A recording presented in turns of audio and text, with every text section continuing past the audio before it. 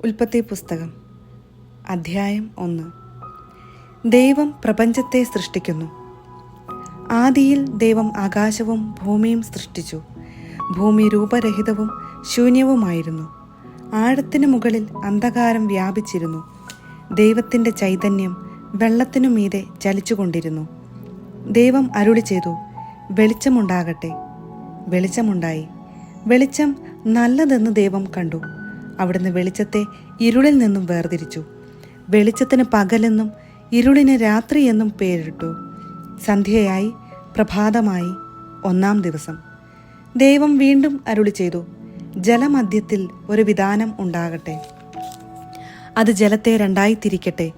ദൈവം വിതാനമുണ്ടാക്കുകയും അതിന് താഴെയുള്ള ജലത്തെ മുകളിലുള്ള ജലത്തിൽ നിന്ന് വേർതിരിക്കുകയും ചെയ്തു. അപ്രകാരം സംഭവിച്ചു. വിതാനത്തിന് അവിടുന്ന് ആകാശമെന്ന് പേരിട്ടു. സന്ധ്യയായി, പ്രഭാതമായി, 2-ാം ദിവസം. ദൈവം വീണ്ടും അരുളി ചെയ്തു, ആകാശത്തിനു കീഴിലുള്ള വെള്ളമെല്ലാം ഒരിടത്ത് ഒരുമിച്ച് കൂടട്ടെ. കര പ്രത്യക്ഷപ്പെടട്ടെ. അങ്ങനെ സംഭവിച്ചു.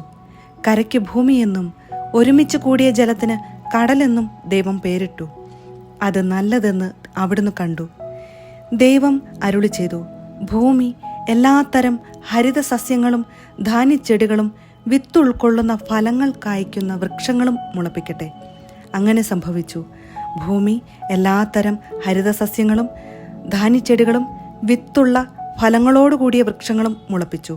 അവ നല്ലതെന്ന് ദൈവം കണ്ടു. സന്ധ്യയായി, പ്രഭാതമായി, 3-ാം ദിവസം. ദൈവം വീണ്ടും അരുളി ചെയ്തു, രാവും പകലും വേർതിരിക്കാൻ ആകാശവിതാനത്തിൽ പ്രകാശങ്ങൾ ഉണ്ടാകട്ടെ. അവ ഋതുക്കളും ദിനങ്ങളും വർഷങ്ങളും കുറിക്കുന്ന അടയാളങ്ങളായിരിക്കട്ടെ. ഭൂമിയിൽ പ്രകാശം ചൊരിയാൻ വേണ്ടി അവ ആകാശവിതാനത്തിൽ ദീപങ്ങളായി നിൽക്കട്ടെ. അങ്ങനെ സംഭവിച്ചു.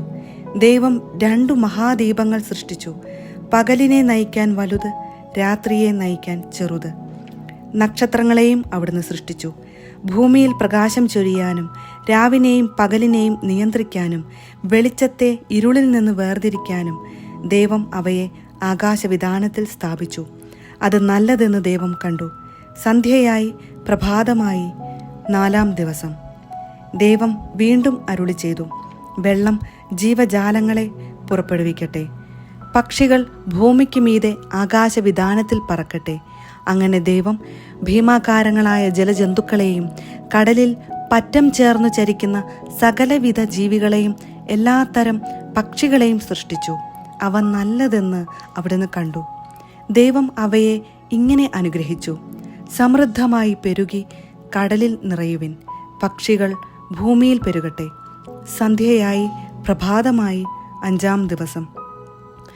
ദൈവം വീണ്ടും അരുളി ചെയ്തു, ഭൂമി എല്ലാത്തരം ജീവജാലങ്ങളെയും കന്നുകാലികൾ, ഇഴജന്തുക്കൾ, കാട്ടുമൃഗങ്ങൾ എന്നിവയെ പുറപ്പെടുവിക്കട്ടെ. അങ്ങനെ സംഭവിച്ചു. അങ്ങനെ ദൈവം എല്ലാ ഇനം കാട്ടുമൃഗങ്ങളെയും കന്നുകാലികളെയും ഇഴജന്തുക്കളെയും സൃഷ്ടിച്ചു. അവ നല്ലതെന്ന് അവിടുന്ന് കണ്ടു. ദൈവം വീണ്ടും അരുളി ചെയ്തു, നമുക്ക് നമ്മുടെ ഛായയിലും സാദൃശ്യത്തിലും മനുഷ്യനെ സൃഷ്ടിക്കാം. അവർക്ക് കടലിലെ മത്സ്യങ്ങളുടെയും ആകാശത്തിലെ പറവകളുടെയും 4 കാലുകളുടെയും ഭൂമി മുഴുവൻ്റെയും ഭൂമിയിൽ ഇഴയുന്ന സർവ്വജീവികളുടെയും മേൽ ആധിപത്യം ഉണ്ടായിരിക്കട്ടെ. അങ്ങനെ ദൈവം തൻ്റെ ഛായയിൽ മനുഷ്യനെ സൃഷ്ടിച്ചു. ദൈവത്തിൻ്റെ ഛായയിൽ അവിടുന്ന് അവനെ സൃഷ്ടിച്ചു. സ്ത്രീയും പുരുഷനുമായി അവരെ സൃഷ്ടിച്ചു. ദൈവം അവരെ ഇങ്ങനെ അനുഗ്രഹിച്ചു, സന്താന പുഷ്ടിയുള്ളവരായി പെരുകുവിൻ. ഭൂമിയിൽ നിറഞ്ഞ് അതിനെ കീഴടക്കുവിൻ. കടലിലെ മത്സ്യങ്ങളുടെയും ആകാശത്തിലെ പറവകളുടെയും ഭൂമിയിൽ ചരിക്കുന്ന സകല ജീവികളുടെയും മേൽ നിങ്ങൾക്ക് ആധിപത്യം ഉണ്ടായിരിക്കട്ടെ. ദൈവം അരുളി ചെയ്തു, ഭൂമുഖത്തുള്ള ധാന്യം വിളയുന്ന എല്ലാ ചെടികളും വിത്തുൾക്കൊള്ളുന്ന പഴങ്ങൾ കായ്ക്കുന്ന എല്ലാ വൃക്ഷങ്ങളും ഞാൻ നിങ്ങൾക്ക് ഭക്ഷണത്തിനായി തരുന്നു. ഭൂമിയിലെ മൃഗങ്ങൾക്കും ആകാശത്തിലെ എല്ലാ പറവകൾക്കും ഇഴജന്തുക്കൾക്കും ജീവശ്വാസമുള്ള സകലതിനും ആഹാരമായി ഹരിതസസ്യങ്ങൾ ഞാൻ നൽകിയിരിക്കുന്നു. അങ്ങനെ സംഭവിച്ചു. താൻ സൃഷ്ടിച്ചതെല്ലാം വളരെ നന്നായിരിക്കുന്നു എന്ന് ദൈവം കണ്ടു. സന്ധ്യയായി, പ്രഭാതമായി, 6-ാം ദിവസം. ഉൽപ്പത്തി പുസ്തകം 2-ാം അധ്യായം. അങ്ങനെ ആകാശവും ഭൂമിയും അവയിലുള്ള സമസ്തവും പൂർണ്ണമായി. ദൈവം തൻ്റെ ജോലി 7-ാം ദിവസം പൂർത്തിയാക്കി. താൻ തുടങ്ങിയ പ്രവൃത്തിയിൽ നിന്ന് വിരമിച്ച് 7-ാം ദിവസം അവിടുന്ന് വിശ്രമിച്ചു. സൃഷ്ടികർമ്മം പൂർത്തിയാക്കി തൻ്റെ പ്രവൃത്തികളിൽ നിന്നും വിരമിച്ച് വിശ്രമിച്ച 7-ാം ദിവസത്തെ ദൈവം അനുഗ്രഹിച്ച് വിശുദ്ധമാക്കി. ഇതാണ് ആകാശത്തിൻ്റെയും ഭൂമിയുടെയും ഉൽപ്പത്തി ചരിത്രം. ഏദൻ തോട്ടം. ദൈവമായ കർത്താവ് ആകാശവും ഭൂമിയും സൃഷ്ടിച്ച നാളിൽ ഭൂമിയിൽ പുല്ലോ ചെടിയോ മുളച്ചിരുന്നില്ല. കാരണം അവിടുന്ന് ഭൂമിയിൽ മഴ പെയ്യിച്ചിരുന്നില്ല. കൃഷി ചെയ്യാൻ മനുഷ്യനുണ്ടായിരുന്നുമില്ല. എന്നാൽ ഭൂമിയിൽ നിന്ന് ഒരു മൂടൽ മഞ്ഞ് ഉയർന്ന് ഭൂതലമെല്ലാം നനച്ചു. ദൈവമായ കർത്താവ് ഭൂമിയിലെ പൂഴി കൊണ്ട് മനുഷ്യനെ രൂപപ്പെടുത്തുകയും ജീവന്റെ ശ്വാസം അവൻ്റെ നാസാരന്ധ്രങ്ങളിലേക്ക് നിശ്വസിക്കുകയും ചെയ്തു.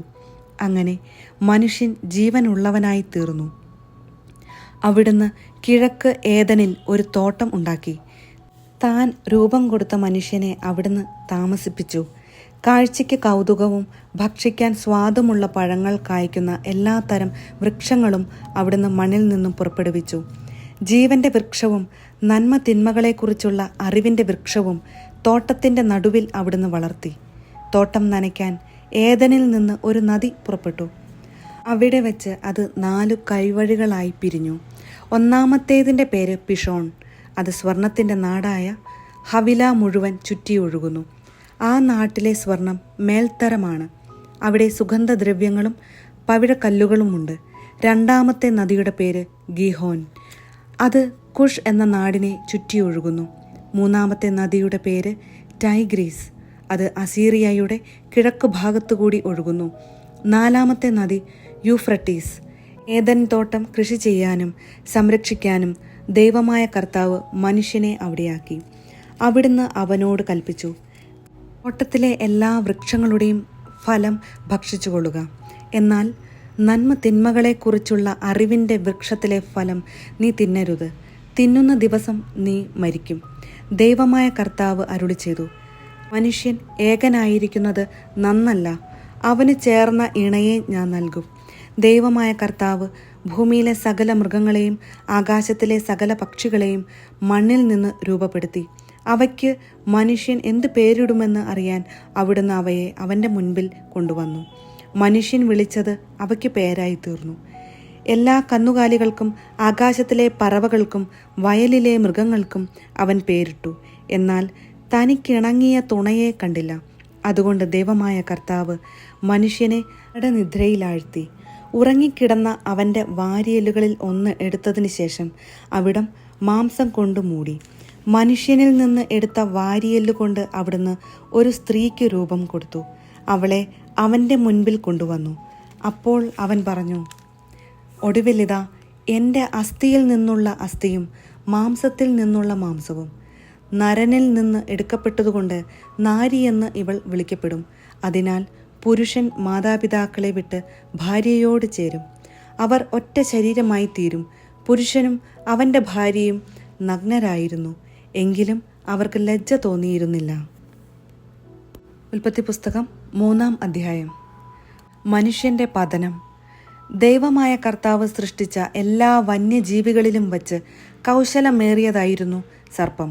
അത് സ്ത്രീയോട് ചോദിച്ചു, തോട്ടത്തിലെ ഒരു വൃക്ഷത്തിൻ്റെയും ഫലം തിന്നരുതെന്ന് ദൈവം കൽപ്പിച്ചിട്ടുണ്ടോ? സ്ത്രീ സർപ്പത്തോട് പറഞ്ഞു, തോട്ടത്തിലെ വൃക്ഷങ്ങളുടെ പഴങ്ങൾ ഞങ്ങൾക്ക് ഭക്ഷിക്കാം. എന്നാൽ തോട്ടത്തിൻ്റെ നടുവിലുള്ള മരത്തിൻ്റെ പഴം ഭക്ഷിക്കുകയോ തുക പോലുമോ അരുത്.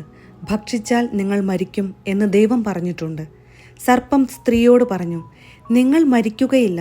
അത് തിന്നുന്ന ദിവസം നിങ്ങളുടെ കണ്ണുകൾ തുറക്കുമെന്നും നന്മയും തിന്മയും അറിഞ്ഞ് നിങ്ങൾ ദൈവത്തെപ്പോലെ ആകുമെന്നും ദൈവത്തിനറിയാം. ആ വൃക്ഷത്തിൻ്റെ പഴം ആസ്വാദ്യവും കണ്ണിന് കൗതുകകരവും അറിവേകാൻ കഴിയുമെന്നതിനാൽ അഭികാമ്യവുമാണെന്ന് കണ്ട് അവൾ അത് പറിച്ചു തിന്നു. ഭർത്താവിനും കൊടുത്തു, അവനും തിന്നു. ഉടനെ ഇരുവരുടെയും കണ്ണുകൾ തുറന്നു. തങ്ങൾ നഗ്നരാണെന്ന് അവരറിഞ്ഞു. ഇലകൾ കൂട്ടിത്തുന്നി അവർ അരക്കച്ചയുണ്ടാക്കി. വെയിലാറിയപ്പോൾ ദൈവമായ കർത്താവ് തോട്ടത്തിൽ ഉലാത്തുന്നതിൻ്റെ ശബ്ദം അവർ കേട്ടു. പുരുഷനും ഭാര്യയും അവിടുത്തെ മുൻപിൽ നിന്ന് മാറി തോട്ടത്തിലെ മരങ്ങൾക്കിടയിൽ ഒളിച്ചു. അവിടുന്ന് പുരുഷനെ വിളിച്ചു ചോദിച്ചു, നീ എവിടെയാണ്? അവൻ മറുപടി പറഞ്ഞു, തോട്ടത്തിൽ അവിടുത്തെ ശബ്ദം ഞാൻ കേട്ടു. ഞാൻ നഗ്നനായതുകൊണ്ട് ഭയന്ന് ഒളിച്ചതാണ്. അവിടുന്ന് ചോദിച്ചു, നീ നഗ്നനാണെന്ന് നിന്നോടാര് പറഞ്ഞു? തിന്നരുതെന്ന് ഞാൻ കൽപ്പിച്ച വൃക്ഷത്തിൻ്റെ പഴം നീ തിന്നോ? അവൻ പറഞ്ഞു, അങ്ങ് എനിക്ക് കൂട്ടിന് തന്ന സ്ത്രീ ആ മരത്തിൻ്റെ പഴം എനിക്ക് തന്നു. ഞാൻ അത് തിന്നു. ദൈവമായ കർത്താവ് സ്ത്രീയോട് ചോദിച്ചു, നീ എന്താണ് ഈ ചെയ്തത്? അവൾ പറഞ്ഞു, സർപ്പം എന്നെ വഞ്ചിച്ചു, ഞാൻ പഴം തിന്നു. ശിക്ഷയും വാഗ്ദാനവും. ദൈവമായ കർത്താവ് സർപ്പത്തോട് പറഞ്ഞു, ഇതു ചെയ്തതുകൊണ്ട് നീ എല്ലാ കന്നുകാലികളുടെയും വന്യമൃഗങ്ങളുടെയും ഇടയിൽ ശപിക്കപ്പെട്ടതായിരിക്കും. നീ മണ്ണിൽ ഇഴഞ്ഞു നടക്കും. ജീവിതകാലം മുഴുവൻ നീ പൊടി തിന്നും. നീയും സ്ത്രീയും തമ്മിലും നിന്റെ സന്തതിയും അവളുടെ സന്തതിയും തമ്മിലും ഞാൻ ശത്രുത ഉളവാക്കും. അവൻ നിന്റെ തല തകർക്കും, നീ അവൻ്റെ കുതികാലിൽ പരിക്കേൽപ്പിക്കും. അവിടുന്ന് സ്ത്രീയോട് പറഞ്ഞു, നിന്റെ ഗർഭാരിഷ്ടതകൾ ഞാൻ വർദ്ധിപ്പിക്കും. നീ വേദനയോടെ കുഞ്ഞുങ്ങളെ പ്രസവിക്കും. എങ്കിലും നിനക്ക് ഭർത്താവിൽ അഭിലാഷമുണ്ടായിരിക്കും. അവൻ നിന്നെ ഭരിക്കുകയും ചെയ്യും. ആദത്തോട് അവിടുന്ന് പറഞ്ഞു, തിന്നരുതെന്ന് ഞാൻ പറഞ്ഞ പഴം സ്ത്രീയുടെ വാക്കുകേട്ട് നീ തിന്നതുകൊണ്ട് നീ മൂലം മണ്ണ് ശപിക്കപ്പെട്ടതായിരിക്കും. ആയുഷ്കാലം മുഴുവൻ കഠിനാധ്വാനം കൊണ്ട് നീ അതിൽ നിന്ന് ഫലയാപനം ചെയ്യും. അത് മുള്ളും മുൾച്ചെടികളും നിനക്കായി മുളപ്പിക്കും. വയലിലെ സസ്യങ്ങൾ നീ ഭക്ഷിക്കും. മണ്ണിൽ നിന്ന് എടുക്കപ്പെട്ട നീ മണ്ണിനോട് ചേരുന്നതുവരെ നെറ്റിയിലെ വിയർപ്പ് കൊണ്ട് ഭക്ഷണം സമ്പാദിക്കും. നീ പൊടിയാണ്, പൊടിയിലേക്ക് തന്നെ നീ മടങ്ങും. ആദം ഭാര്യയെ ഹവ്വ എന്ന് വിളിച്ചു, കാരണം അവൾ ജീവനുള്ളവരുടെയെല്ലാം മാതാവാണ്. ദൈവമായ കർത്താവ് തോലുകൊണ്ട് ഉടയാടയുണ്ടാക്കി ആദത്തെയും അവൻ്റെ ഭാര്യയെയും ധരിപ്പിച്ചു. അനന്തരം അവിടുന്ന് പറഞ്ഞു, മനുഷ്യനിതാ നന്മയും തിന്മയും അറിഞ്ഞ് നമ്മിൽ ഒരുവനെപ്പോലെയായിരിക്കുന്നു. ഇനി അവൻ കൈ നീട്ടി ജീവന്റെ വൃക്ഷത്തിൽ നിന്നും കൂടി പറിച്ചു തിന്ന് അമർത്യനാകാൻ ഇടയാകരുത്. കർത്താവ് അവരെ ഏദൻ തോട്ടത്തിൽ നിന്നും പുറത്താക്കി. മണ്ണിൽ നിന്നെടുത്ത മനുഷ്യനെ മണ്ണിനോട് മല്ലിടാൻ വിട്ടു. മനുഷ്യനെ പുറത്താക്കിയ ശേഷം ജീവന്റെ വൃക്ഷത്തിങ്കലേക്കുള്ള വഴി കാക്കാൻ ഏദൻ തോട്ടത്തിനു കിഴക്ക് അവിടുന്ന് കെരൂബുകളെ കാവൽ നിർത്തി. എല്ലാ വശത്തേക്കും കറങ്ങുന്നതും തീ ജ്വലിക്കുന്നതുമായ ഒരു വാളും അവിടുന്ന് സ്ഥാപിച്ചു.